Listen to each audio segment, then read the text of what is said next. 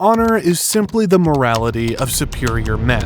This is a quote by H.L. Mencken, an American essayist, cultural critic, and scholar of American English, but it applies perfectly to one very particular feline friend. For all his swashbuckling swagger and smooth talking, Puss in Boots is a noble being. He made his first appearance in Shrek 2 and immediately won our hearts over. But then, this epic furry swordsman went on to give us further laughs in a full-length feature series of his own. I, for one, was glad to see that one coming. The first film aired in 2011, showing us that a daredevil passion for adventure doesn't need to clash with moral uprightness. Indeed, you can carry yourself with style and spellbind others with the skill of your craft, while also being a good guy. And he's not just a good guy because of the thing that he can do with his eyes. Oh, it's not working, Puss. It's not working. Who am I kidding? That's adorable. The origin story of Puss in Boots, how he came to be San Ricardo's infamous outlaw, and the story of how he tried to reclaim his former title as a guardian of that town is incredible. It's not just a story about an adventurous cat, it's a story about friendship, love, and belonging, all signified through the way he earned his boots, which he already wore when we first got introduced to him. Here, he made a P with his sword into the trunk of a tree. Evidently, that was for Puss in Boots. But I think that P was for perfect protagonist. Allow me to explain why by first getting into the setting where the story takes place.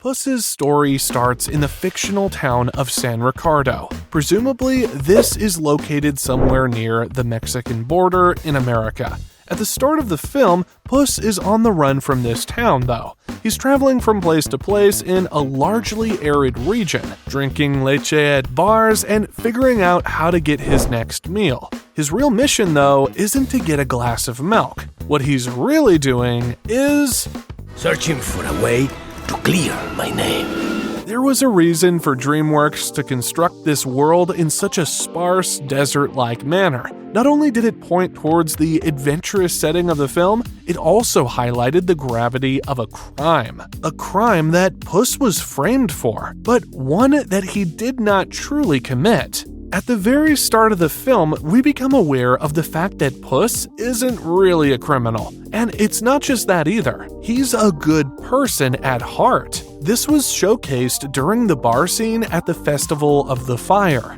I do not steal from churches. I do not steal from orphans. At this point, we already had enough context to know that Puss wasn't exactly a saint. So why was he being scrupulous despite his transgressions against the law? As it turned out, the answer to this question would clear his name. For the soldiers in San Ricardo, Puss in Boots might be a fugitive to this day, but for its people, for Puss's foster mother, and for all of us, he is a hero. Puss has, in fact, cleared his name with every single person who mattered. He has earned the boots that he wears, and they've always been a symbol of honor. Puss was known by many names: Diablo Gato, the Furry Lover, Chupacabra, Frisky Two Times, and the Ginger Hitman. But to most, he is Puss in Boots. And Puss loves that name. But why? Well, the significance of it all started in the prologue sequence. Here, Puss is clearly an outlaw. We watch him wake up early after a night of leche drinking, fish feasting, and making love. I mean, obviously, we all knew that a movie coming from the Shrek franchise would never be strictly for children. But here, Puss steals a ring from the owner of the cat he's made merry with, and then sword fights him until his escape. While the petty theft isn't commendable, it gives us insight into how to write a great outlawed protagonist, force them to commit small crimes in order to survive. But Puss isn't just an outlaw, he was framed to become one. If Puss hadn't been framed the way he was, he wouldn't have harmed anyone the breadth of a whisker on his mouth, which makes us root for him all the more. even though we expected Puss to be a little bad because of Shrek 2, where, he was kinda a bounty hunter ordered to assassinate Shrek, but that character development isn't what made Puss a perfect protagonist. Nope, that all started in the entrance scene of his own movie. In the entrance scene, Puss stands at the door of a tavern. While his frame is only about 2 feet high, the shadow that he casts on the barkeeper is huge, which isn't just done because of the cowboy-like setting. It was to signify his inner magnanimity. Puss was a great person on the inside, but we couldn't have figured out just how incredible he was until he revealed more about himself, and Puss deliberately remained shrouded in mystery until it became absolutely imperative for him to open up. Well, you don't say much, do you? From a writing perspective, adding a mysterious layer to a seemingly delinquent felon is a great way to add intrigue and depth to their character. It also makes the unveiling of their truth a lot more poignant and impactful. It helped us see that Humpty wasn't the only one who was, on the inside, made of solid gold. Puss was golden through and through. The mystery and shadows that Puss cloaks himself in make him formidable and imposing. This allows him to make his way through the world even with his dearth of resources. By being a man of few words, he's able to strike fear into the hearts of others, which is essential for his survival. And Puss doesn't waste his breath. He speaks through his sword and his claws.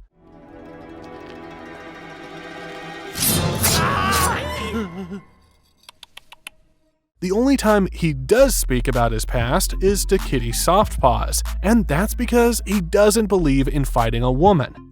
You hit me in the head with a guitar? You're a woman?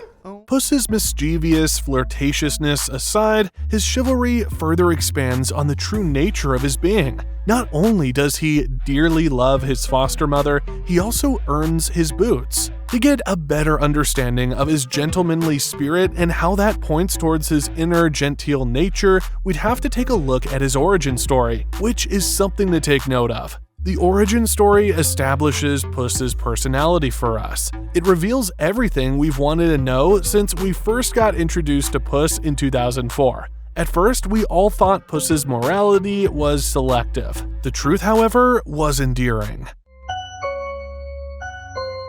Many cat years ago, Puss floated in a basket to the door of San Ricardo's orphanage. The caretaker immediately loved him and took him in, but of course, Puss was going to get bullied by the other kids. Luckily, he was always a natural at fencing. Well before he owned a sword, Puss fought off bullies with a stick. His innate agility and reflexes supported him in helping Humpty's mission to get magic beans later in the movie. As the boys became young men, they started getting in trouble with authorities. For Puss and Humpty, it was all just good fun, but it was around this time that Humpty declared that he wanted to leave San Ricardo. But I just feel like I belong up there. From a writing perspective, Puss's tacit and somewhat passive agreement to everything that Humpty said and did actually shows us his inner contentment. As long as he had his friend alongside him, he was okay with everything. The first time that Puss leapt into action in his life, minus the time he saved Humpty from the bullies, was what made him a hero. An instinct. I reacted. This instinct showed us who he was on the inside, and would soon earn him his signature boots. He saved the Commandante's mother. He saved the Commandante's mother.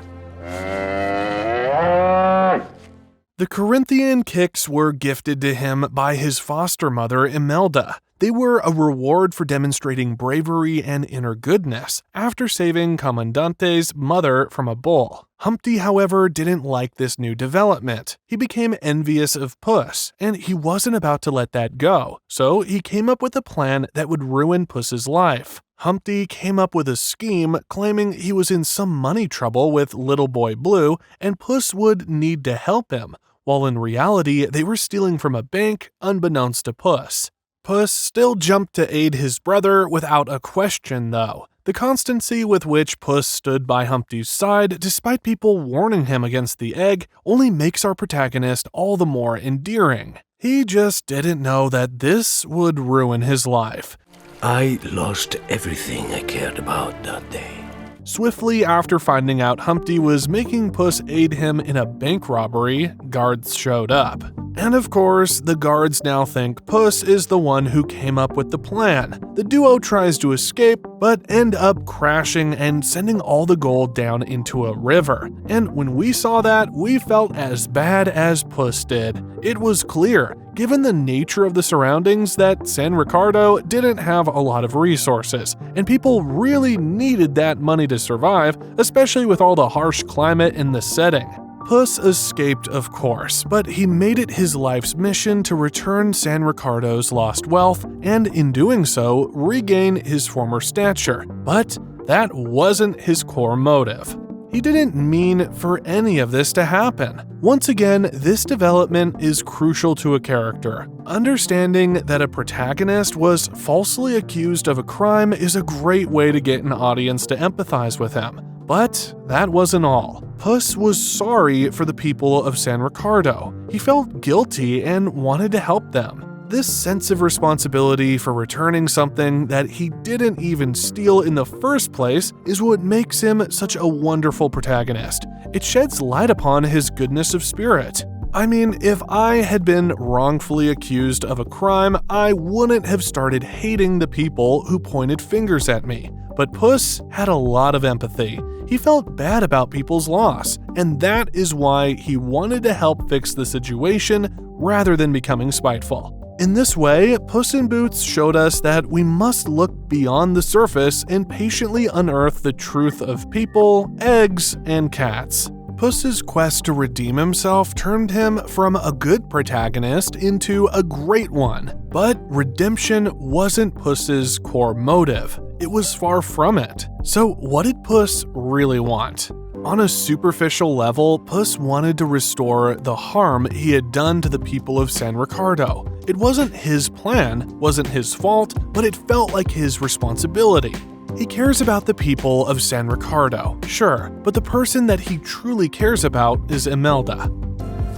I did it for you, Mama. He cherishes the belief that his foster mother has had in him since childhood, and he wants to live up to it. The other person he deeply cares about, of course, is Humpty. To Puss, Humpty isn't just a friend, he's his brother. Puss loves adventure and exploring the world. This is evident from how comfortable he is roaming the world and hopping from place to place, obnoxiously stealing, drinking, dancing, womanizing, and making people tremble at the pointy edge of his sword. But what he truly values, above all, is family. It's a sense of belonging and love. That was his true motive. And this was why he never capitalized on his skills with the sword in order to steal from other people, in spite of the fact that he was already a notorious fugitive from the law with a bounty on his head. Puss didn't become spiteful and hurt other people. In contrast to Jack and Jill, who bullied and even killed to get privileges throughout the land, Puss only stole in order to survive. I mean, it wasn't as though anyone was going to give him a job. Observing him in contrast to Jack and Jill further accentuates Puss's inner goodness. He didn't hurt people, he just did what someone on the run would do to get by. And throughout this whole time, the only thing that drove him was the desire to get back home. Understanding this really touched my heart, and it was kind of sad that he ran off again at the end of the movie. But perhaps that's what Puss in Boots wanted. Swashbuckling characters like him don't enjoy the still life. If Puss had lived a still life, he would have never been a great protagonist. Let me explain. As a teenager, Puss never really was a good guy. He's stealing and wreaking havoc and chaos around the town. He can be compared to Robin Hood, who also stole and wreaked havoc, but he did so by stealing from the rich and giving to the poor. But that's not Puss. Puss was simply stealing out of loyalty to his friend. He obviously wanted to get in trouble. Even in Shrek 2, when we first get to know him, he pleads and begs Shrek to let him go because he has a father and litter of brothers and whatnot. It's all lies. As it happens, this is what turns him from a great written protagonist into a perfectly written protagonist. See, making a protagonist appear to be saint-like is a great way to alienate the audience from them. We all have our own flaws. We probably all took cookies without asking our parents for permission when we were young. We're no saints either. If Puss was made into this saint, it would make him difficult to relate to, especially when we're spending 90 minutes getting acquainted with them. And Puss's moral depravity, such as stealing a ring that he wears as a bracelet, womanizing with pretty kitties, and scaring hulks in bars with the glint of his green eyes, all these things make him so absolutely hilarious. And let's face it, it all makes us love him all the more. Puss never hurt anyone. He refused to steal from orphanages and banks. He didn't even want money. All he wanted was to be honored, respected, and loved. Let me buy you some leche. I am a lover, not a fighter. Puss never wanted to fight people in order to become known as the most dangerous swordsman in the world. And even after all that the people of San Ricardo did to him, after they smeared his good name, he still went on to rescue them. Learning that they were about to be attacked by a giant goose was enough to send Puss reeling. He wouldn't allow that to happen to his people. For all the effort that Puss makes to make himself appear to be dangerous and imposing, he's really a softie on the inside. Not just on the outside, that's because of his fur. Speaking of his fur, it's not the only thing that made Puss, Puss. There's more to his character design, like that he hates Mondays, just like another particular orange cat. Briefly, I hate Mondays. Hate them. Just like Garfield, Puss in Boots was a flaming ginger cat. The very fact that he was a cat was a nod to Dionysus, who's embodied as feline creatures in mythology. But the flaming orange was meant to signify vibrancy, adventure, and a love for life. Puss in Boots was larger than life, and his furry coat spoke to it. He also wore a cape sometimes, signifying his inner heroism. His green eyes hinted at his wit and mischief, and the deceptive rambunctiousness that charmed us all. But when he wants to manipulate, Puss's eyes get large and adorable. This shows us that he has a soft inner side and that he's not afraid to use it to get his way. Haha, so cute. But Puss's eyes also suggest his inner vulnerability, at the way that he balances his trickery with his innate kindness and empathy. He wears a hat, which makes him appear stylish, but also points towards the fact that he conceals his mind. And his belt isn't just another fashionable accessory, it's a hint at his guarded nature. But the most important part of his character design is, of course, the boots. They symbolize his elevated status, of course, but also point toward his agility and adeptness at combat. The boots show us that he's always ready and buckled up to face whatever challenge comes his way. So now comes the real part. How do you write a perfect protagonist just like Puss in Boots? First, it's important to understand his archetype.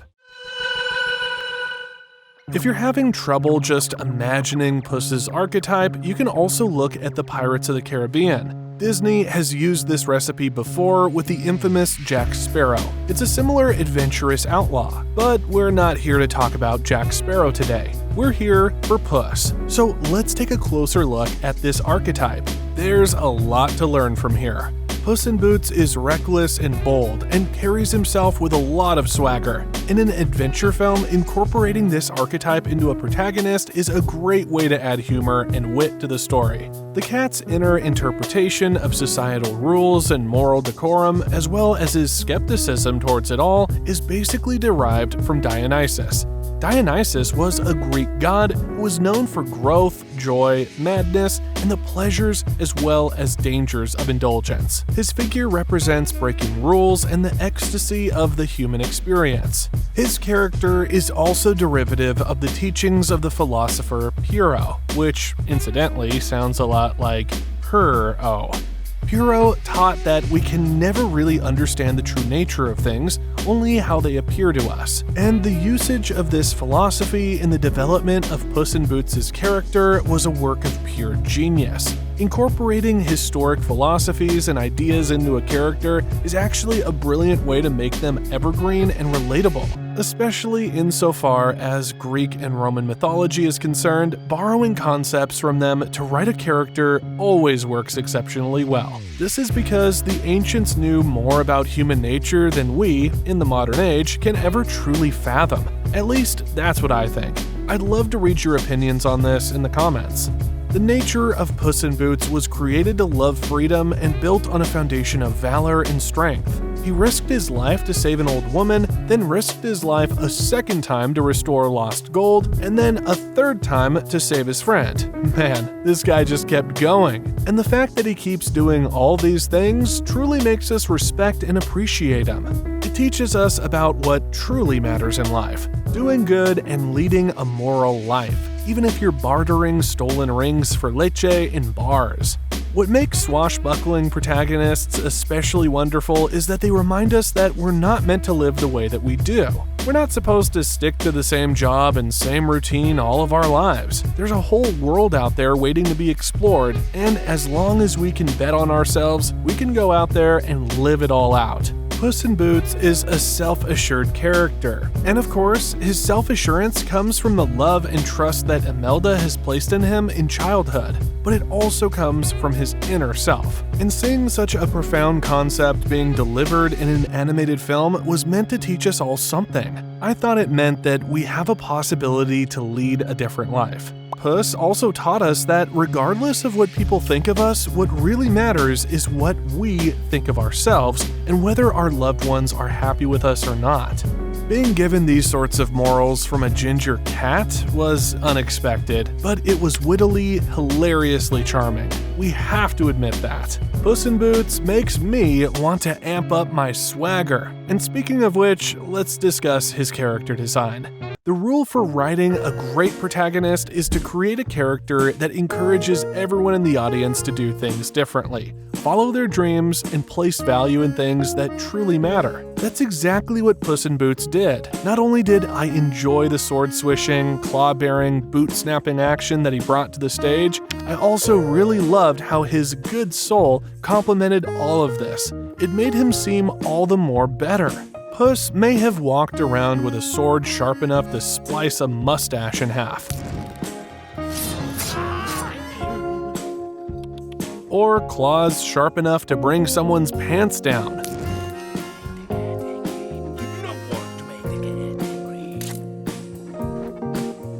But he used his skills for the well-being of the people he loved, and that's something we could all benefit from doing. Puss continued to cherish friendships long after he lost Humpty. He befriended Donkey and became his best pal, recovering from the loss of the egg, and that went to show us what we should be prioritizing in life. Rather than seeking name, fame, and fortune, we all need to pay more attention to the relationships that we build. Thank you, Puss, for teaching us that. What did you love most about Puss? And what did you think was the funniest part of the 2011 Puss in Boots movie? Do you think that the soldiers simply wanted to keep on chasing Puss for the thrill of it all? Also, I wanted to ask what you all thought of Humpty turning out to be a golden egg. I mean, sure, I got that he wanted to be up in the castle all along, so it made sense. But he was a bad egg. He didn't deserve to get what he wanted. Let me know your thoughts about this in the comments. Also, please let me know which protagonist I should review next. And as always, if you like this video, please remember to like, share, and subscribe. Until the next one, see you folks.